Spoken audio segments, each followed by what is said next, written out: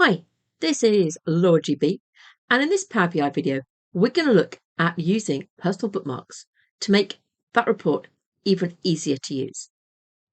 So here we are in a published report, okay? And I'm not interested in everything that's on this report, so I apply filters using slicers. So don't want 2021, I want 2022. The product I'm really interested today is in BODs.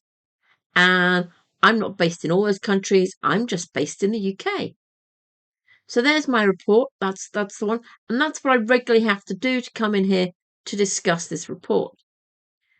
So I want to save this as a state that I can think that I've got it filtered down to. So I'm going to go to this little button up here called Bookmarks. And I'm going to add a personal bookmark. It's just for me. And this is 2022 Board UK. And I'm going to click Save. And then I'm interested in another product as well. So I'm also interested in Thing.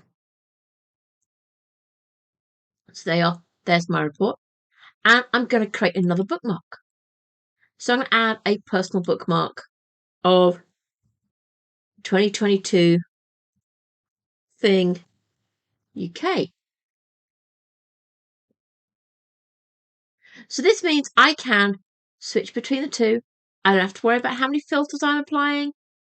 It's going to make it nice, quick, and easy for me. Also, I can click on the Show More Bookmarks, which will add a pane down the right-hand side. So if I've got lots of them under my personal bookmarks, I can manage them from here. I can add new ones, etc. Also, I can pick a bookmark and I can make it the default. So whenever I come to this report, so let's go back to home for a second, and then go back into that report, which I favorited to make it easier, even easier to find. There we are. I get Thing 2022 in the UK, and my bookmarks are still there. So that was using personal bookmarks in a published Power BI report. Hope it helps. If you haven't already, please press subscribe. Take care now.